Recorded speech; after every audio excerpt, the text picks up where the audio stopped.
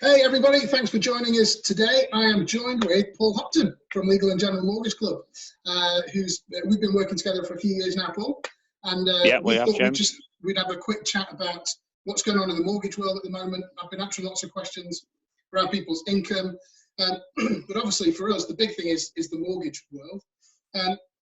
We've been working with L&G Mortgage Club for quite a few years now. For us, what that means is we get access to good deals, basically, in a nutshell, by grouping together with lots of other advisors across the country and going through L&G Mortgage Club. We get better deals than we might ordinarily get just on the open market. So ultimately, it saves the client money because we're effectively, perhaps for want of a better phrase, we're bulk buying mortgages, I guess, Paul, with thousands of other brokers.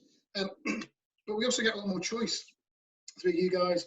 The support that L&G give us as a firm is massive, both in terms of technology and advice and help when placing complex cases. So I know the benefits of L&G Mortgage Club. Our clients benefit from it. But Paul, tell us what you do there at L&G.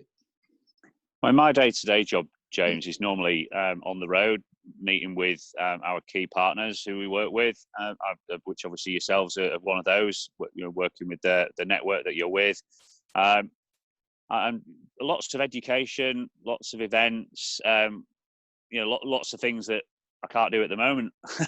Yeah. So lockdown life is inhibiting that, I guess. Yeah, it is. Although, very quick to adapt. I've been, very used to technology and for a long time now, and it's been great to see how many other people have embraced it so quickly and all the different mediums of technology as well, James. This now, we're chatting on Zoom, but, we use Microsoft Teams a lot, and, everyone's got used to FaceTime and WhatsApp video and et cetera, and I think it's just fantastic. And there's some great examples, my mother and father-in-law, so mid-70s, not used FaceTime before. If you tried, first call maybe when they were around, great image of the father-in-law's ear. And then now, been there. They're old hats at it. They're great. It's a great way for us all to engage as a family. And also, I would say, moving forward from a business perspective, as an older generation that maybe weren't so used to using that technology in the past, will be much better equipped to do that moving forward. So yeah, my day job's changed at the moment. I'm looking forward to when it does change back, but I've probably not been as busy as this for forever in some respects. So I was chatting with one of your colleagues, Russell, who we work with over at Legal and General Protection, and he said likewise, and the same for us. This has probably been one of the busiest times that we've ever had. Particularly, I remember the day that when the Chancellor announced a 3-month payment holiday on your mortgage. Gosh, my phone went absolutely nuts. Rightly so. People wanted advice on how does this work. I just put out a new blog post on that yesterday about the advantages, disadvantages, how it works. And I think the banks had a huge challenge to respond to that. I just wanted to pick up on that. We saw at the start, from our point of view, lots of lenders pulled back products, and we had to say to customers, we can't lend you that much money at the moment, or we can't get it underwritten this week. The banks aren't doing a lot. What happened with the banks for that first couple of weeks of lockdown? What happened? One of the plain and simple things is that they're maybe taking a handful of calls. Some of the lenders, some of the big ones, maybe a lot more, around people asking for either payment holidays or maybe having problems with their mortgage payments. And you went from a small number to overnight thousands and thousands. One in every 9 mortgages. Yeah. So no business can be ready to deal with that number of inquiries that they don't normally get in normal business situations. So as well, they were trying to look after their staff and trying to adhere to social distancing, etc. And all those staff are based in offices, and the technology is based in offices as well. It's fixed technology that isn't as agile as what when smaller businesses are used to working from home. So all of that has taken a while to adjust to. They also have built systems as well now, which is enabling people to, maybe if they know what they're doing, do it online. So so there's no problem with ready. It's not like in the 2008 crash. It's not like there's no money. It's not. It's the banks aren't failing. The banks aren't collapsing. It was just a technology and a service level issue. Because we're now starting to see lenders come back to the market with their higher loan to values. Because the other side for us has been surveying as well. Now I know Legal and General are heavily involved in the surveying world, and physical valuations just haven't been able to happen. So somebody wants to buy a house, but we can't get a surveyor out to go and survey it. L&G have been involved in this as well, haven't they? Yeah, very much so. Yeah, I mean, Legal and General Surveying Services, massive panel manager of mortgage valuations in the UK, but also do a lot of, actual surveys on properties as well. And physical valuations and surveys have clearly been impossible with occupied properties at the moment. Yeah. Some surveys and valuations have been able to be taken place on empty properties, whether they be new build or whether they be ones with vacant possession, but not very many. So obviously, the lending, the purchase market is ground to a halt. Clearly, be a challenge for people to move house at the moment as well, regarding removal vans, etc. So, but there's been again an enhancement in technology there, where as far as a mortgage valuation goes, a lot of that you don't necessarily need to go and see the actual property. I think you absolutely, if you was buying a house, I would want a survey doing on that property, and there are some fantastic options now for clients to have a survey done. But a mortgage valuation has never been a survey, so I think the separation of those two is quite distinct now, and I think it's really important for consumers to really understand that. Particularly for remortgages, we've had remortgages go through absolutely fine, no problem, because if you're only borrowing 60% of the property value, we can get that done using technology, automatically done. People haven't had to go onto their standard variable rates. Their payments haven't had to jump up. We've been able to seamlessly get them over to a new lender, and we've used technology for all of that. So for our remortgage customers, actually, it's been business as usual for a lot of those guys, which has been great. I was going to ask another question, but I might jump to the technology question. We talk about the new normal. What's the new normal, or what's life going to be like after COVID? What's the mortgage industry? Yeah, absolutely, James. I think we've alluded to a little bit how we've been dealing with that now, and I think some of the enhancements in technology that we're already starting, they've been fast forwarded. So some of the ways in which one of the examples of when someone's buying a house, people have to provide identification to get a mortgage. They also have to provide that same identification to the conveyancer at some point later down the line, etc. And that can be sometimes can be quite onerous when people are in different parts of the country, and advisors. People are busy at work and commuting. That's sometimes very difficult to get that physical identification in front of people. So there are ways in technology is already out there, and I think there's certainly been some enhancements and embracing in that, just in the process. But I think the new normal will absolutely include technology a lot more, and I actually think it'll bring a lot of people closer. I think some of the business community, but also personally, it brings people together.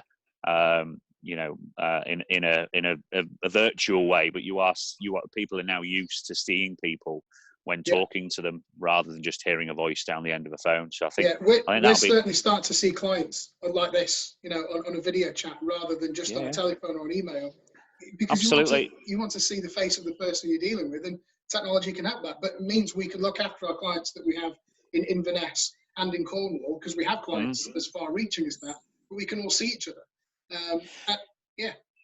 But even if those clients are fairly local to you, James, what you find is obviously if people are at work and maybe they're travelling, I do a lot of travelling with work, and I'm not in my own city of Hull that often.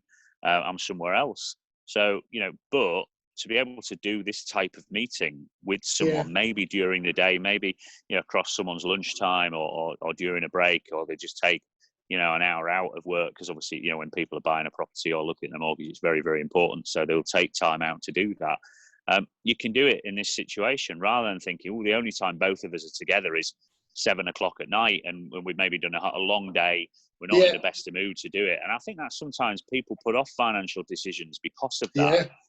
Where if you can do it while it's in the middle of the day and your mind is still sharp, and maybe, you know, obviously maybe a couple are working in different places. You're working in a different place. You can do a 3-way Zoom conversation like this. Yeah. Just as good, if not better, than face to face. And it's concise, and you don't have to put a suit on. You don't know whether I'm wearing pants or not. This is Likewise. the thing. I am. Don't worry. The mortgage market then. So people who are looking at perhaps considering buying now, should they be worried? What do we think is the future in terms of the mortgage market and the housing market, particularly for the next 6 to 12 months? I think, you know, it'd be naive to say it's not going to be challenging in the next 6 to 12 months. I think, you know, there's a lot of businesses that are massively being affected by this and will continue to be affected by, you know, obviously with continued social distancing. That's not going away anytime soon. However, you know, people need somewhere to live. People need a home. Clients who are investment clients also need places where to invest their money, which will be, you know, investment properties will still be there. And I think, you know, medium to long term, everything will return to a different type of normal. But, you know, the housing market will kick back in. Builders are already starting building. You know, some have not stopped. You know, so the bigger guys now, when they look at it, they've got, you know, processes in place to have appropriate social distancing. I think, you know, on a new house, you couldn't have a place where you couldn't have much more of an opportunity for social distancing. One workman in an empty, brand new property seems pretty safe to me. So we had a housing shortage going into this. We're going to come out, and there's still going to be a housing shortage. So we've still got to keep building. So there's still going to be property for people to buy, which is great. You've talked about, obviously, there will be some complexities, particularly around people's income. You know, self-employed people. I've got a lot of friends in the entertainment and arts industry. Of course, a lot of their income has suddenly disappeared. From your point of view then, because I know why I think people should use our service, but from your point of view, not just My Simple Mortgage, but why should people now be looking to speak to a mortgage broker more than just going to the bank? I think that's been the case for a very long time, James. You know, is that seek out advice of a professional. I'm a massive fan of Martin Lewis and you know, the work that he's done over the years, and he's what he's done in this crisis has been fantastic. He's such a champion for the consumer, but also he always recommends people seek independent mortgage advice, and I think that is key. You don't know what is out there. There's no way of finding a mortgage deal better than speaking to an independent mortgage advisor. So, you know, that will continue to be the case. You guys have been there reaching out to clients in difficult times like now, you know, offering your services pretty much for free along the way. Even though as running your own business, you're not getting paid in that situation. So independent mortgage advice, you know, there's so many things which can help you, you know, in the whole process. The thing that we particularly enjoyed within our business and with our industry is actually it's not just about getting the best deal. You know, you go on websites where it's all about who's got the headline rate, and that is important, and it's about getting the best deal. But for some people, it's just about getting a mortgage, or some people it's just about making sure that they're safe, making sure they understand that when they sign that bit of paper that says they're going to borrow £200,000, they understand what's at risk. We also make sure through our partners L&G, we protect them with income protection and life insurance, and we're doing a conversation with Russell about that next week. But it's, for us, what excites me is that we can actually solve a problem for people. And with everything you said about technology, I'm excited for the future of our industry, because we can actually use this technology to solve people's problems quicker and more easily. And so I'm really excited to keep working with L&G. You guys have been a great partner to us over the last few years.